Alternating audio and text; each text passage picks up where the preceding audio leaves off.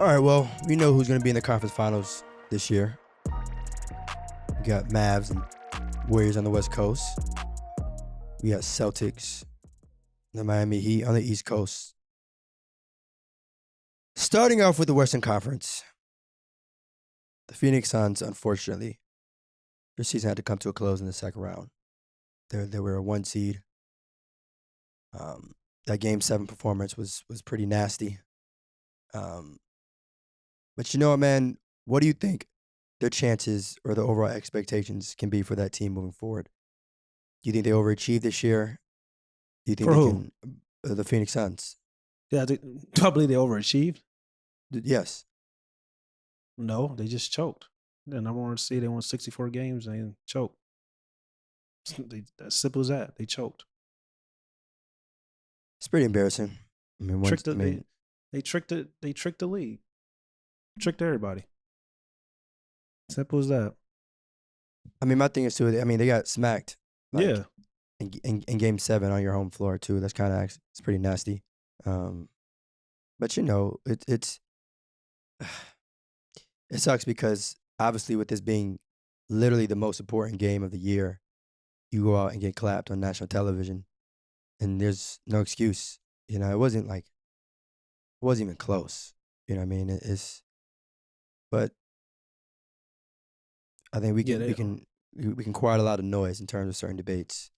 Unfortunately, but they felt a lot of pressure. And it's a whole lot of noise that's getting quiet. Not just Phoenix Suns. We're gonna talk about the East too.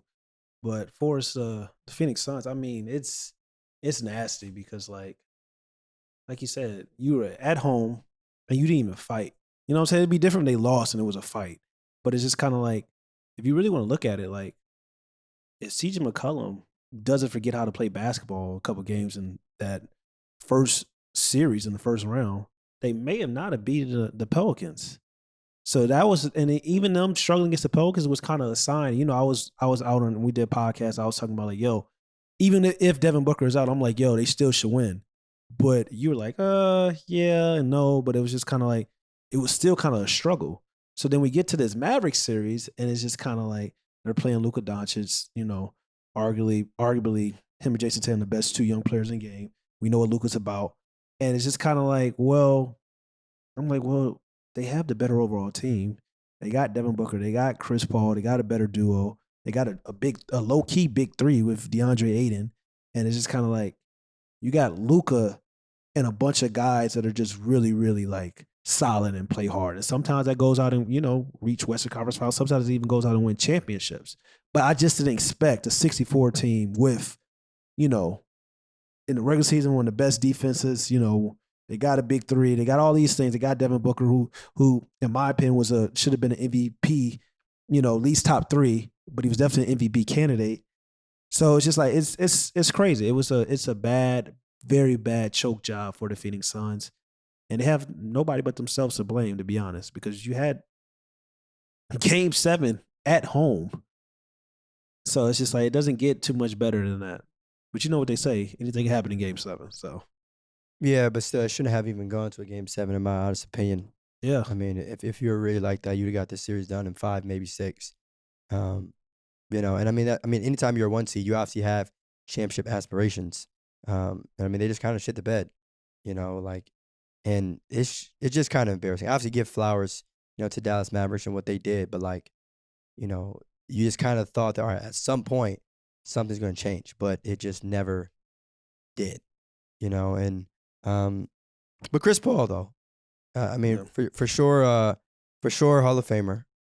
You know, for sure, first ballot, all that. You know, won the games, best point guards all around, all that.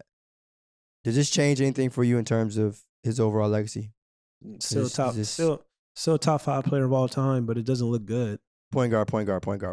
Still a top 5 point guard of all time, in my opinion, but it doesn't look good. Because like you look at this situation, like this is like people talk about last year, but this year really was probably their best chance to win a championship. Because you look at the Western Conference, it's kind of like you as a Laker fan, I know you probably like, damn, like the Lakers like could have just figured it out and got healthy. The West really shit the bed. Like it's really weak this year, if you want to be honest. Like this is probably the weakest Western Conference I've seen in a little minute. when we talk about certain teams struggling and stuff like that.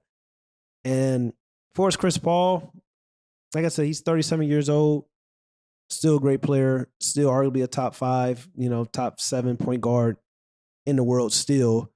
I mean, it doesn't help his legacy because he's been on multiple teams that kind of have shit the bed when it comes to like being on a number 1 seed, having expectations, championship expectations, aspirations, and they kind of haven't got it done with him kind of being either like leading the charge or being that second go-to guy, second best player on a championship caliber team. So it kind of sucks. It definitely sucks.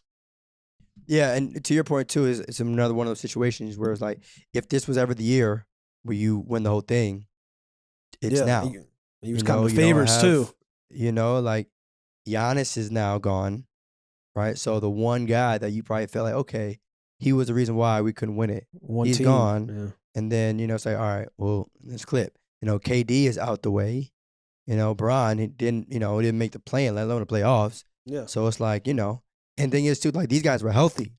It's not even like, these guys were injured. So if you would have had won the whole thing with them being technically available to play, then that would have been different. But now you can't even beat a team that has Luka and,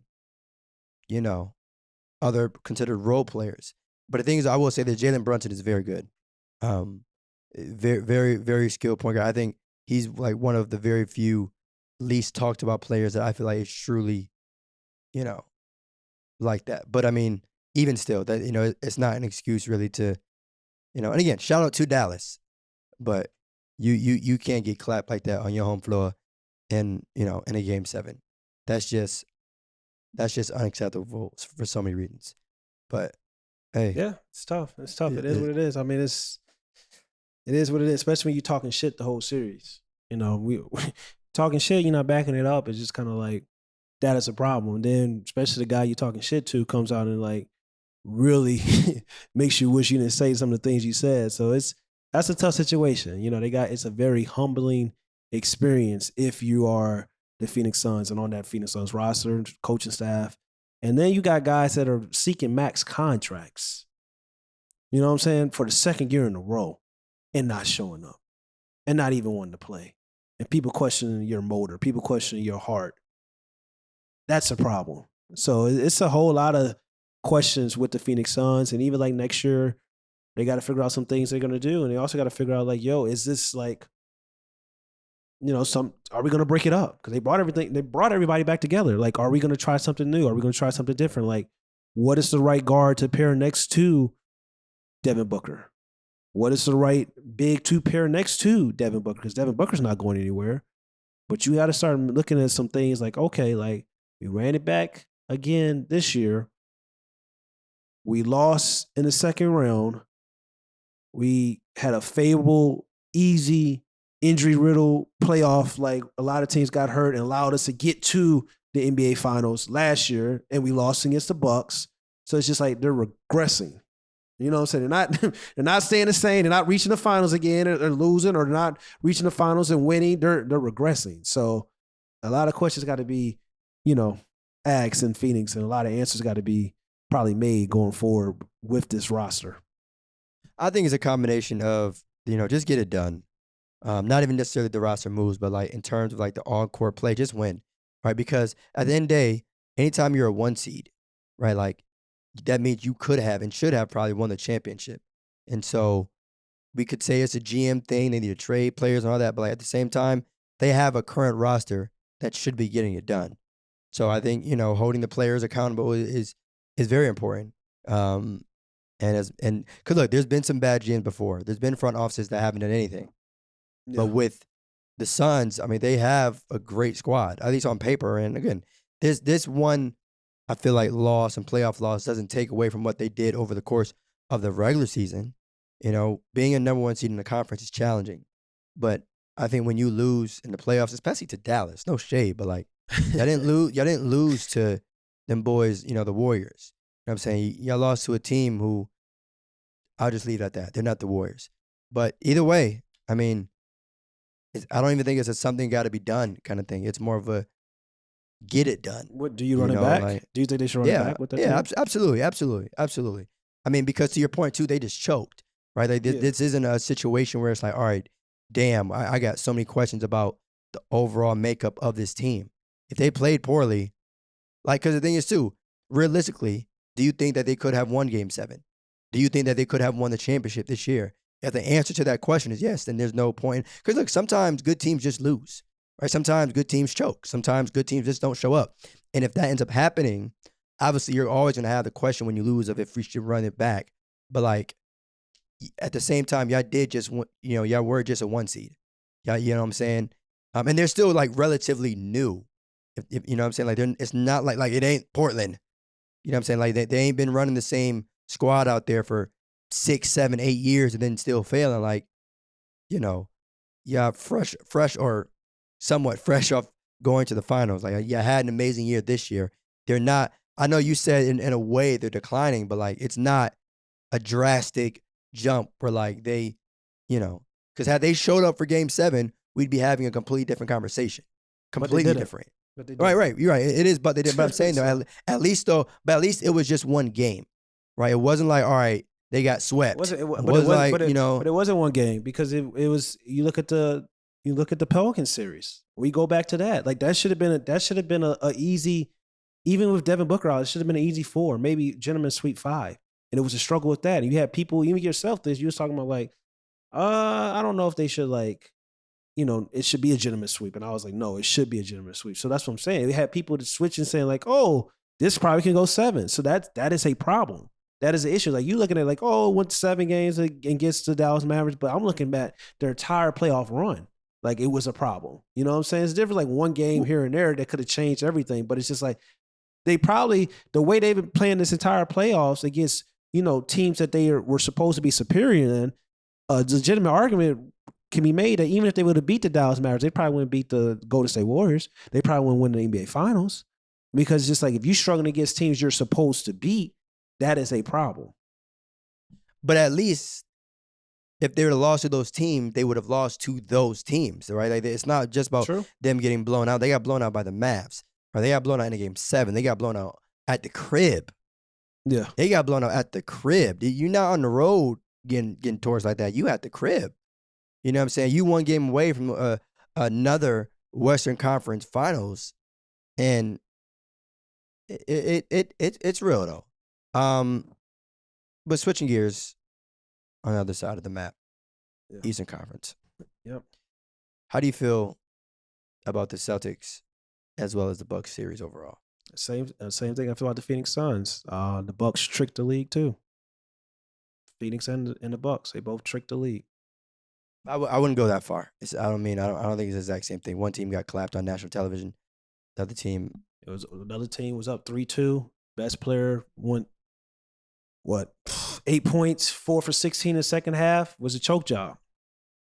Another team went on a finals run in the most injury-riddled playoff postseason in NBA history. When we talk about superstars and star players getting hurt, they went to the finals. The Phoenix Suns had the same opportunity. They went to the finals. I told you this for an entire year. Let's wait before we start crowning the Suns and the Bucks. Let's wait when we start crowning like these two teams and saying like, yo, this player is this team is that. And then we saw when things were even and the playing field was kind of leveled with not a lot of injuries, we saw what happened. So I can't sit up and say like, one thing is different with the Phoenix Suns, another thing is different with the Milwaukee Bucks because I'm looking at it both and like I'm comparing them to last year, I'm comparing them to this year. Both teams lost in the second round. Both teams choked, in my opinion.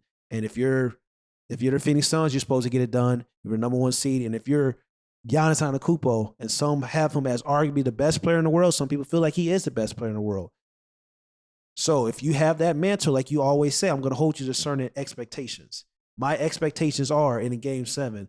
Even if you lose, you at least show up. You at least don't be like the reason why your team doesn't get it done. Kevin Durant, Giannis, 2021, the NBA playoffs, what happened in that matchup? Both of those players, it was mano-a-mano. Both of those players were showing up.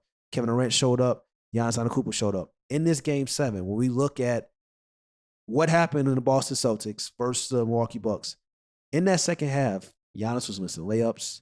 Giannis was shooting floaters off the backboard. Giannis looked very pressed. And the reason why he looked very pressed is what I'd like to tell people. it's a difference when you do bully ball and you got guys like a Chris Middleton, or you got another guy on your team that's like a 3-level scorer. But what happens if you take that second best player away, or you take your best shot creator away, and then your bully ball isn't working? You're very one-dimensional. And it's very hard for you to score because you're always going back to what you know best. Not one time in the second half did Giannis do anything different, to try anything different, because the problem is he doesn't really have anything, different when we talk about his offensive package other than bully ball, go to the rim, get in the post, pick and roll, stuff like that. And that hurt the Bucks, especially without Chris Middleton. So that's why we saying, like, when we talk about certain things, when we talk about the game, it's just kind of, we got to talk about it entirely. So we can't hold one player to this high pedestal, because Lord knows if it was Kevin Durant, if it was Stephen Curry, if it was LeBron James, and they had that Game 7 performance though in the second half the way Giannis did, people would be calling it a choke job. People want to talk about he averaged 36 in the final in that series and stuff like that. People want to talk about he was the first 100 point rebounds and 50, whatever that crazy stat was. That's phenomenal. When the moment mattered the most, what did you do? Of course, I hold everybody, to that standard and just being consistent. So I would have said this if this was any of the names you just mentioned. I'll probably throw maybe Kawhi in there as well. Yeah, Kawhi too. Yeah, you know what I'm saying. They talked about it in the bubble with Kawhi, 3-1. Him and Paul George and Kawhi. They had a field day with that. Field day. They lost. They was up 3-1, and then that fourth quarter, Paul George was shooting shots off the sideboard.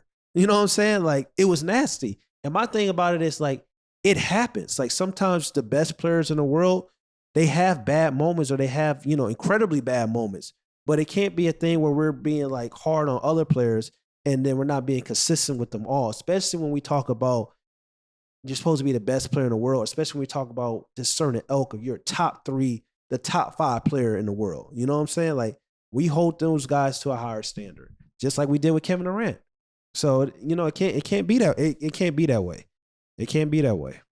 Yeah, I think the part that's so interesting though is, like, is there a difference between playing poorly and not showing up at all, right? Like, is there a difference between just straight up shooting in a way that you're not usually are in terms of efficiency, or you just being out there like, man, like we don't even recognize who this person is, I think there is a difference too between like choking and losing. Like, they were up 3-2. They definitely should have won the entire series, but yeah, and again, another situation where you got to give credit to Boston. They played their asses off. They battled back. And that's not easy to do. You win a Game 6 on the road with, against a team who has the better player in that specific series. Yeah. But they got it done and then went back to the crib and picked up another dub. But I'm not sure they had the better player. What you mean? You said the better player in the series? I think the better player in the series was Giannis. I think the better player was Jayson Tatum. He was a better player in the Boston Celtics and the Boston Celtics versus the Brooklyn Nets series too, as well. All right, so to be clear though, top. Right. Well, to be clear though, obviously JT and the Celtics won both of those series. When I say best player, I mean, like, if you had to choose one person entering that game or whatever in that specific series, who would you go with? Now, that is slightly different than looking at the numbers, watching each game individually and say, all right, this person has played better than the other this series. But I just mean in general, Giannis, even though they took an L, Giannis was still the best player in that series. Now, if people feel that JT outplayed him, all right, we can entertain that. But in terms of just straight up, all I know put everything else to the side, it's Giannis. All I know is Jayson Tatum faced LeBron James as a rookie and showed out. All I know is he just beat Kevin Durant and Giannis in the same playoffs, and he showed out. So all I'm going to say is it's going to be conversations that need to be had about who is what, because, like, people can talk about the best player in the world, and we talk about it all the time, and one bad game in one series does not define that. But when we talk about going forward, about, like, who we rather have, like you said, like, who would you rather have entering the series? I don't look at now, it's officially a toss-up to me. Like, I don't know who the best player in the world is. I'll be honest with you. Like, I really don't. I can't say. Let's not get curious. No, I'm being. I don't really know who the best player in the world is, because, like, For the people that's going to say Giannis, it's like, okay, well, people are going to put it to what I just pointed to Game 7, the struggles, the one-dimensional game at times. People are going to say Kevin Durant. They're going to talk about the series against the Boston Celtics and how Kevin Durant was looking like something we never seen before in the first few games. And then, Game 4, he came alive and went crazy. And we was like, where is this Kevin Durant at for the entire series? So it's just kind of like people going to talk about LeBron James. LeBron James is not in the playoffs right now. People are going to talk about like Stephen Curry. Should it be Stephen Curry? Like he goes out and win a championship. That's a possibility. Like, are we going to sit up and say if Steph goes out and wins a championship with the Golden State Warriors, is he not going to get the credit he deserves? And people say like he's the best player in the world. So I can't just sit here right now, legitimately today after what we just witnessed and sit up and say like, oh, Giannis is automatically the best player in the world. Kevin Durant is automatically the best player in the world. Now, who I personally feel is two different things. But like when we look at things entirely, it's really hard to sit up and say who really is the best player in the world, especially when we got a guy who I've been saying all year, Theus, that people have been saying he's not at the table. He's not this. Stephen Curry's still in the playoffs and still has the opportunity to prove that, I know you like LeBron. I know you like Kevin Durant. I know you like Giannis, but, I'm still here. I'm still this guy. It's tough. Well, he's been able to fly under the radar, as crazy as that sounds. But that's probably a good thing. Yeah. There's still high expectations for him, but very rarely now do you hear people say, like, oh, Steph is the best player in the world. Even though, again, like to your point, a case can be made that he is, but for some reason, the final player standing among these conversations is the one that's not being talked about. Even Jokic, you 2-time back-to-back, you can be all that. It's like, well, he's not in the playoffs either. You got, what, 5 out of 6 out of the top 7 players in the league no longer in playoffs? But maybe they're not the top players. I think people get caught up in the regular season. Yeah. I don't. Nicole Jones was never a top 5 player to me. Back to back or not, I've been consistent all year. Joel Embiid, as great as he is he really truly a top 5 player in the game? He's the best center in the league to me. But when I came out with my rankings before the season started, I had them both at 9th and 10th, 8th, 9th, 10th range, and to be honest, they're still at that range to me. So, and I'm not a guy that just looks at playoffs and looks at one run and stuff like that and just sits and say like, yo, this automatically knocks guys out. But at the same time, it's just kind of like, I can't sit here and legitimately say right now having this conversation that Luka Doncic and Jayson Tatum, I can't sit up and say that both of those players not top 5. I really can't. I can't sit up and say right now, I'm not even going to, I'm just no puffs. I'm not going to hesitate. I would rather have Luka Doncic and Jayson Tatum over Nikola Jokic and Joel Embiid. It's simple. I think they're better players than those guys. It's simple. Give me the wings that can create their own offense, that can create for themselves, and also can create for others at times. Give me that over a guy that you got to get the ball to, even though Nikola Jokic is a point center and all this and that. That's fine and dandy, but like, give me Luka Doncic and give me Jayson Tatum over those 2 guys. So when we talk about top 5, top 6, give me Luka and Jayson Tatum over those 2. So that's what I'm saying. Like, conversations is going to have to be rearranged. Conversations have to be had because all I know is that Luka Doncic is in the Western Conference Finals and has a chance to go to the finals, and Jayson Tatum's in another Eastern Conference Finals who has a chance to go to the NBA Finals. So Nikola Jokic ain't never, not Nikola Jokic, Joel Embiid ain't never made it past the second round. So it's.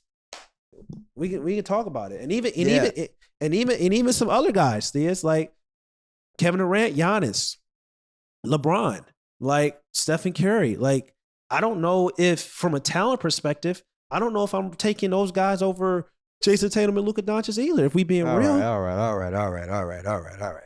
I'll let the Jokic and Embiid stuff. If we being real, whatever. If we being real, from a talent perspective, they're just as talented. They're just as talented right now than those guys. They're on that.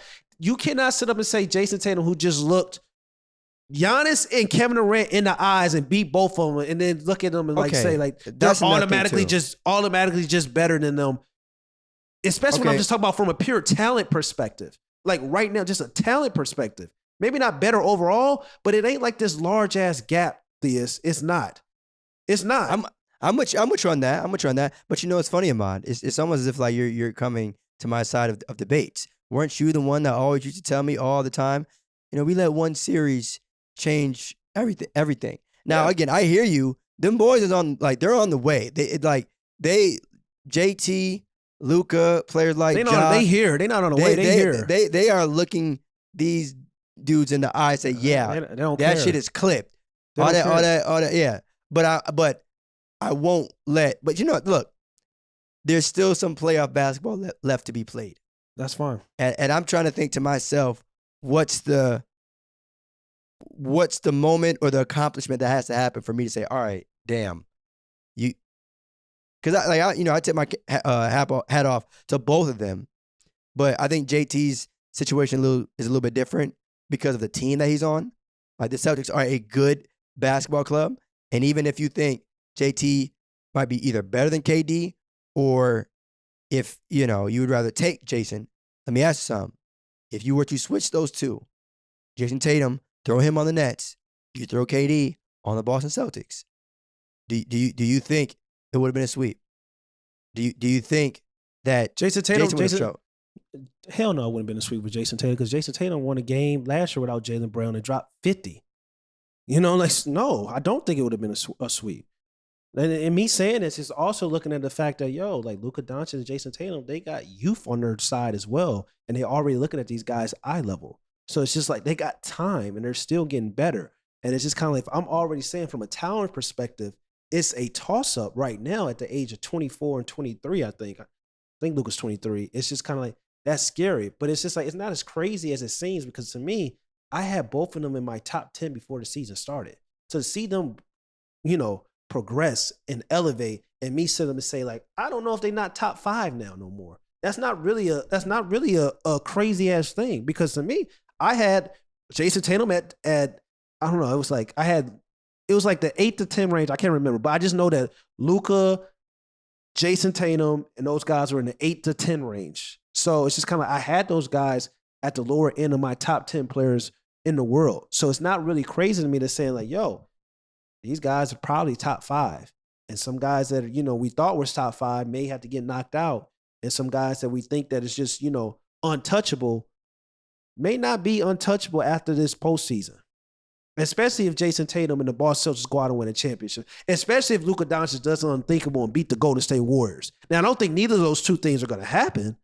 But all I'm saying is, it's a possibility because what we've seen in this playoffs with Jayson Tatum looking Kevin Durant and Giannis in the eye saying, I think I'm better than you. And then going out and proving it and getting it done.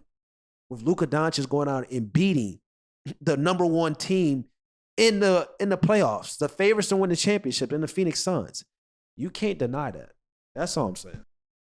Yeah. I mean, look, anytime we enter the playoffs, a lot of things change. And that's really what it is. All the awards and stuff that happen during the regular season, that's cool.